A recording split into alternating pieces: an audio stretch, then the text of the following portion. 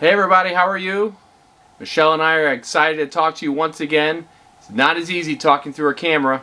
I hate it. Yeah. In real life, it's just good to see your facial expressions and to see how you're doing and to feel that personal connection. So we're doing the best we can, virtually or digitally here, but it's not the same. I know Michelle loves me very much and I'm her favorite person, but she'd probably like to see a few more people. Please, Hey, somebody rescue me. you don't have to make it that obvious.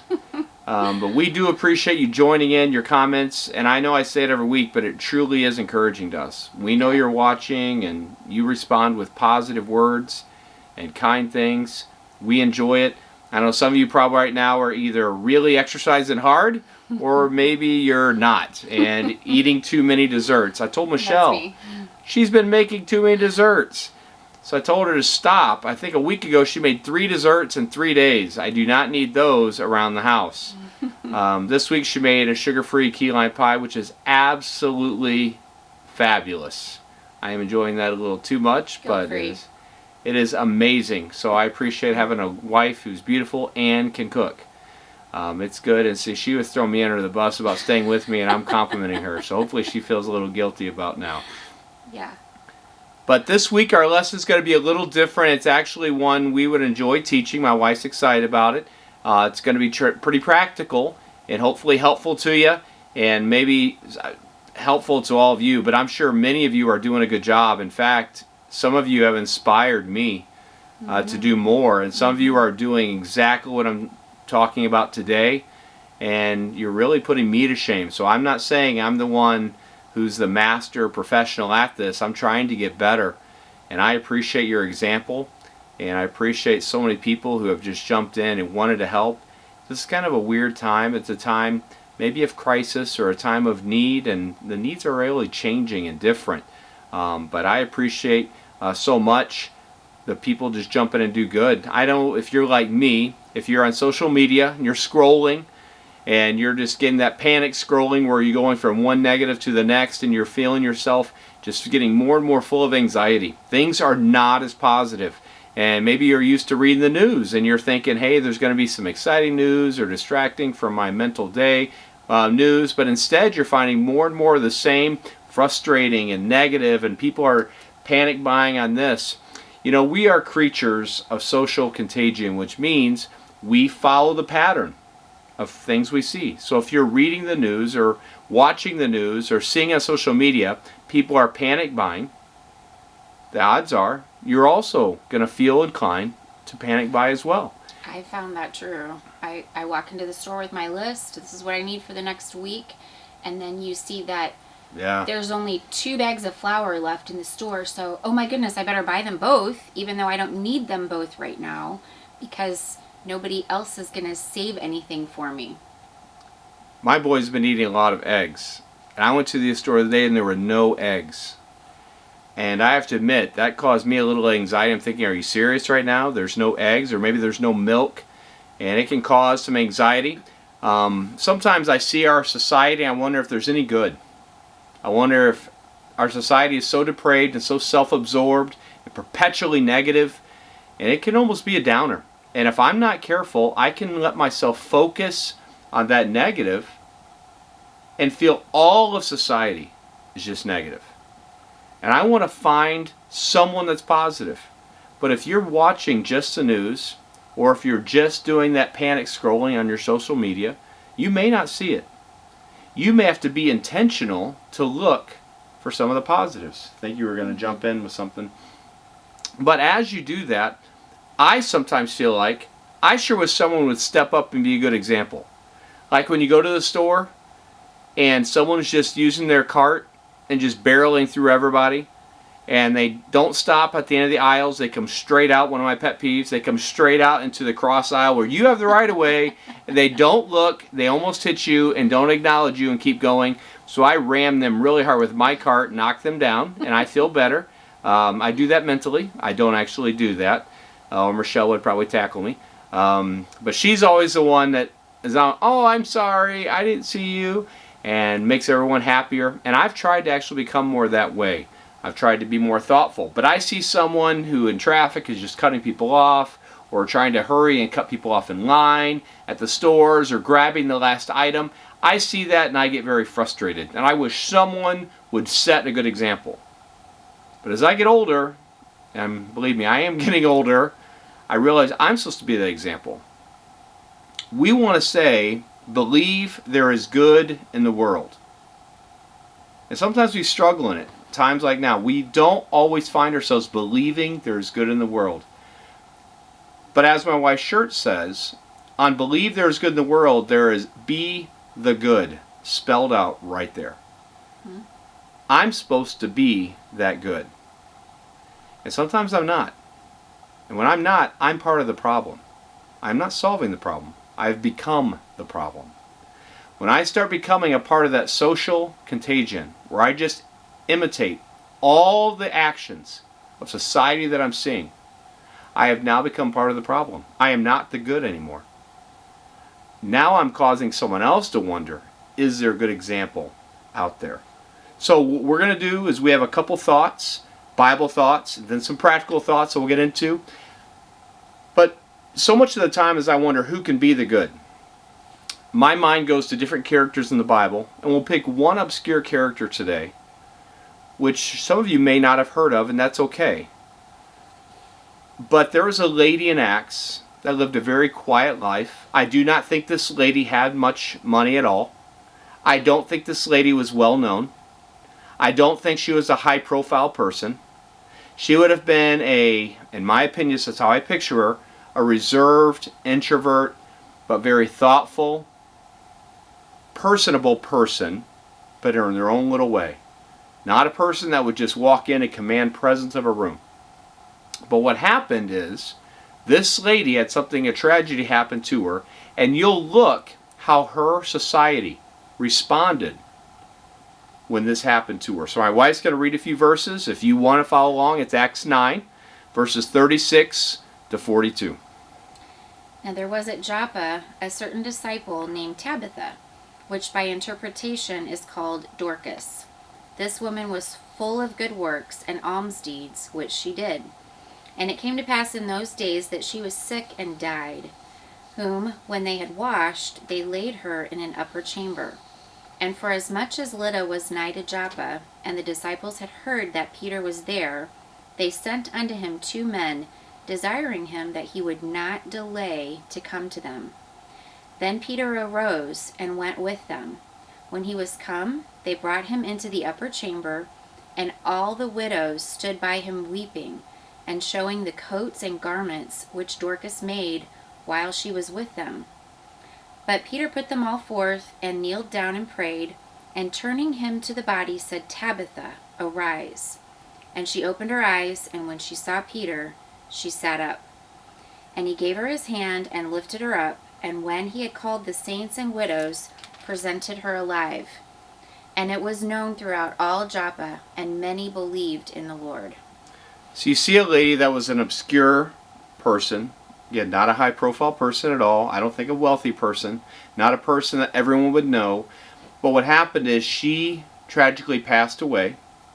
And when she passed away, many people felt compelled to gather and pay their respects. They said, this is a person that was kind to us. We want to pay our respects back.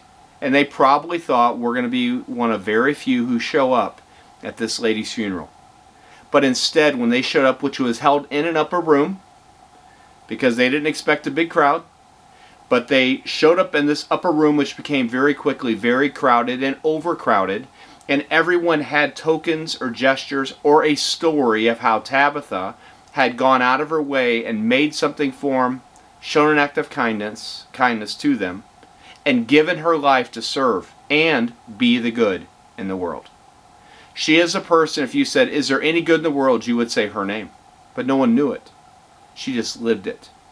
And when she passed away and all the people gathered and started saying, look at what coat she made for me. Look at this blanket she made for me. Probably look what meal she made for me. Look at the note she sent to me. Look what she did for my children. All of her life's work was summed up in loving other people and being the good. And when she passed away, people were so sad. They sent for Peter, who came, and they begged him to resurrect her. Now let's be honest, we're not hoping anyone passes away. But is there anyone that after they pass away, it's almost a sigh of relief because you felt like, man, they were not kind, not thoughtful, part of the problem, not part of the solution. And if they resurrected, you would not be thrilled, maybe? Or would you be like Tabitha, who people thought, what are we going to do without her? Maybe someone they took for granted until she was gone. But she was definitely part of the good in the world and the solution. She just looked for ways to serve. And it was quietly done with her life. And when she was gone, everyone gathered because she had made a huge difference. If I were to pass away, would there be any tokens or gestures or acts of kindness that I had done to other people that when I was at my funeral, they would feel compelled to come pay their respects because of my impression I left behind on them? I don't know. I hope so. I want to live that way. I want to live like this lady in Acts 9 who didn't live for fanfare or attention. She quietly lived her life, probably thinking I'm not making an impact, doing small little gestures that absolutely caused a tidal wave of impact. After she passed, she came back to life. People celebrated. I'm so happy that she got to see how much of a difference she was actually making. You know, so much of the time now, we deal in worry or fear. Those are illogical and they're not factual. They're emotions. And if we could absolutely say what is factual, what can we do, and we get our mind working in a very positive way, and we start thinking what we can accomplish, I really think we can make an impact. So part of our challenge today is what can we do to believe there's good in the world? We can absolutely start being the good. So we'll give you a couple practical tips first on what we can do to make ourselves ready, like Tabitha probably had some habits that she did to keep her spirits up and to stay motivated, to stay positive. So why don't you give us the first one there that we wrote down there? Be intentional with your actions. What can you do to help? That's right. And be intentional. That means you have to sit down, think, plan. What can you do? Next would just be grateful. This is something we all skip through our day, and we probably have the token, thank you, here or there, but we're not constantly doing it. We take a lot of things for granted. Next. Next, get physical exercise. That's been crucial for me, just for my mental health, not just my physical health. I agree. They say a 15-minute walk can affect you for several hours positively afterwards with your blood pressure. If you struggle with anger, if you struggle with frustration, if you take a walk, it can absolutely lower your blood pressure, make you much healthier. Next we have on there, find ways to connect, and that may be a phone call, maybe digitally right now, but you absolutely have to connect. We are social creatures. We need an outlet. And you may be an introvert, I'm somewhat of an introvert, but you definitely still need to connect to people and feel part of a community. You have to feel that. We are created to be that way. Prayer. Kind of seems obvious, but one of those things that we just skip over so much. We only pray when we're totally in crisis instead of praying day to day and being intentional about keeping track of what we're praying for and keeping track of those answers and being grateful for the blessings when those answers come. And lastly, we have on there, get proper rest and sleep. When I was younger, man, I thought I needed no sleep, and I tried to prove it multiple times. But I found out I do. And right now, if you do not get proper sleep, or sleep is being taken from you by anxiety, I promise you're going to pay a price, and it's not going to be a good one. You're going to find yourself more and more filled with anxiety and worry, and you're going to have that temper. You're going to have a sharp tongue, because we all definitely need proper rest. And if you want to start serving other people, these are just some things we feel like you could do that'll help you then be equipped to start of being the good and helping other people. So right now, is social media encouraging you or stressing you? If you're not careful, and I'm not bashing social media, you just need to be aware. When you open it up and you start scrolling, is it making you feel more positive and motivated to serve other people, or stressing you out and making you want to go panic buy, or making you want to go sit in a corner and cry because you're depressed? We have to be very careful and intentional on this. So we need to understand when we're part of the good, what can we do? What can we have? I think there's a quote by Fred Rogers that you liked. There is, Mr. Rogers. Many of you have probably heard this, but this speaks to me every time I hear it. Mr. Rogers said, when I was a boy and I would see scary things in the news, my mother would say to me, look for the helpers. You will always find people who are helping. So whose actions are you respecting right now? What little news story, what little text, what little story have you heard that you thought, man, that's a nice person. Man, what a good person that is. Are you doing that? Can you respect your own actions right now? Can I respect mine? Are we doing anything? So we're going to throw out a few things that we feel like we could do to be part of the good in the world. And I apologize, I'm not necessarily a point person, but I don't know how to get away from it in a lesson like this. So we're going to give it a shot. Why don't you go ahead first? Sure. So the first one is be friendly. When I go to the stores right now, everyone is kind of clammed up and they appear to be clammed up and scared. But when I put myself out there and I go ahead and talk and ask them, how are you doing? It's amazing how they'll open up and they'll start responding, and how you can see it in their countenance, how they just relax when I open up that conversation. That is true. And the other day I went to the store and I was talking through the plastic shield, and the lady behind the shield had a mask on. I couldn't see her face. And I heard her talking and I was so surprised. Are you talking to me? And she said, oh yeah, how was your day? And she tried to carry our personal conversation behind the mask and behind the plastic shield. Made it a little difficult, but I appreciated that. And it was helpful to me. So the next thing we have is just be helpful. If you see someone that has a need, or if a neighbor has a need, or a family member, or maybe at a store you see someone that has a need, help them. You have to be respectful and cautious of people with their space right now, but we can still go out of our way to be helpful. Mm-hmm. Next is be courteous in traffic. I don't know why you gave me this point. Be courteous in traffic. If someone wants in, just let them in. It's not worth getting angry over. It's amazing how quickly that can ruin our day. And it's also amazing in our car when we feel like we're not anything personal, we feel like we're just in that car. I have seen the nicest, kindest people turn into bears and just absolutely lose their cool and then be so embarrassed later. For some reason we feel a disconnect, but we can be kind and courteous in traffic. Next, don't control others. This means don't spend all of your time in anxiety trying to control other people. If someone believes differently than you on a certain topic or in politics or what we should do right now, that can frustrate me. But I have to understand I can't control everyone. I have my opinion, which of course is right, but I feel that way, but that's not always true. And if we're going to spend all our time and energy just arguing and fighting with other people and trying to prove how we're always right and they're always wrong, we are not going to start solving the problem. We're not going to convince anybody. Let me ask you, the last time someone just said, I'm going to prove you wrong and started arguing, did you double down on your opinion? Or did you say, oh, thank you for correcting me. I'm so glad you pointed out how you were right and I was wrong. I'll change. That doesn't happen. When someone argues with me and they hit me head on, I'm going to rebuttal them and become even stronger. So just be careful with that. Next. Yeah, next is show kindness. There's just an attitude that you can portray where people can feel like you really want what is best for them, and that's what we need to project. Yes, and next is talk less and listen more. And I think the world would be a better place if we all did this. Mm-hmm. Less opinion, more caring. Talk less and listen more. Practice patience every day. I think patience with yourself and patience with those around you. Leave an unexpected note of love, encouragement, or appreciation. We all love getting them, but are we giving them?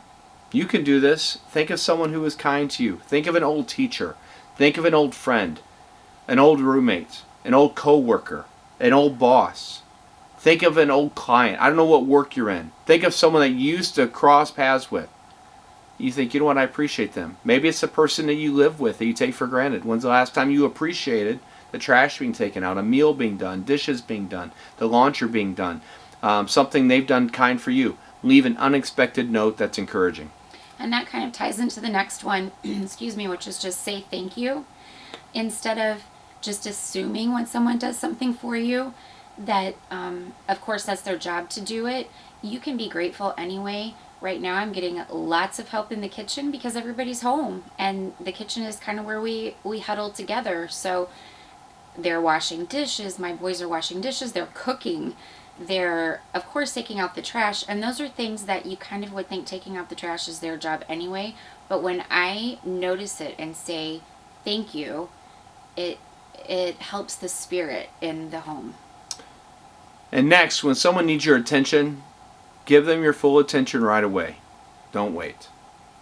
Right now especially, you may have a little more time, may not, but if someone needs your attention, how refreshing is it when someone stops, looks at you and says, what can I help you with? Or what can I do? When I'm at a store and someone treats me that way, I feel very respected, and I instantly feel drawn to that person, and I appreciate that person. It didn't cost any more, really didn't take them more time. They just showed some concern, and they're part of being that good in the world. Mm-hmm. Next. Show your children how to smile, how to relax, and how to enjoy life. And if there's ever a time where we should be teaching our children through our example, it is right now. That's true. It's a tough time, and we may feel anxious, and if we do, we'll pass it on. Next is be fully present when you're with others. No one likes to talk to you and you instantly start messing with your phone, and then you continue, and then you look up, and then you look down, and you're constantly distracted all the time. So if you can, give your full attention in the presence of others. It's just a very kind thing to do. Next. Show respect to everyone you encounter, not just the people that you think can help you. And last, find ways to serve every day. You can take a note to someone's house. You can mail a note. You can send a kind text. You can think of someone that may need food. You can think of someone that needs some sort of an encouragement, and you can figure out what to do for them. My wife is better at this naturally than I am, but she can make a nice dessert, and I'll take it to someone. I can write a note. I can drop it off at a house. I can think of someone that may need a little bit of encouragement. I can find a way to serve. But you have a unique gift and talent that God gave to you. You're all smart people, and God will give you some sort of insight that you can use your gift and talent to benefit and help someone else if you choose to. It's just if you choose to do it. I think you had a... Yeah, so when you do this, it's amazing how it kind of comes full circle, and you've heard about paying it forward. I found this happening to me. Last week, Haley Haynes dropped off some items for the hospital workers that we are delivering. And with the items that she dropped off, she brought a potted plant for me. And she didn't even know that I love flowers. So that was a God thing, in my opinion. But anyway, she gave me this pot of flowers, which I still have. I still love. It's bringing me enjoyment every day. But that inspired me to think about, what can I do for somebody else that will make them feel like what she did for me? And it just prodded me to continue that circle. So many of you have given even to help us with the hospital. I'm going to head to the hospital later and try to give some more stuff there. But so many of you have done so many things that are kind and helpful. Again, when I say that your text and comments and phone calls appreciate and encourage me, I mean it. When you give things to someone else and I hear about it, it really does bring joy to my heart. So, in conclusion, can you respect your own actions right now? If you were to be honest, are you part of being the good? Are you part of the solution to believing there is good in the world? Are you doing anything to protect your own spirit, but more importantly, showing that God loves us to other people? So let's all challenge ourselves this week to be like Tabitha in Acts 9. And just go about, not because you want a pat on the back, not because you put a hashtag with your picture on social media, and everyone gives you all the praise. That's not why. You just want to create a society where everyone says, I like that person over there. You know why? Because they're kind, they're thoughtful, they're helpful. They're just being the good that I want to see in the world. Let's all take a step this week to be a little more part of the solution than part of the problem. Mm-hmm. And what might be helpful is if you gather 3 or 4 of your friends and kind of pact together that this week we are going to do 3 things for other people, and we're going to be accountable to each other on what we're doing and make sure that it gets done. That might be a way to keep it moving, to keep things going, where you are actually not just thinking about what you should do, but making yourself do it. That's good. You all are a great group. Hopefully we can get back together soon, hoping sooner rather than later. And hopefully you're doing well. If we can help you, let us know. And if you can, maybe comment on what someone did something for you. If they encourage you or helpful. And that way we're not bragging on ourselves, but we can brag on others, which I would say is part of what we talked about today. So if someone did anything for you, let us know that. And comment, text us, do all you can to encourage each other. Thank you very much for watching and listening. We miss you. Hope to get back to you soon. Take care. Have a great week. Bye.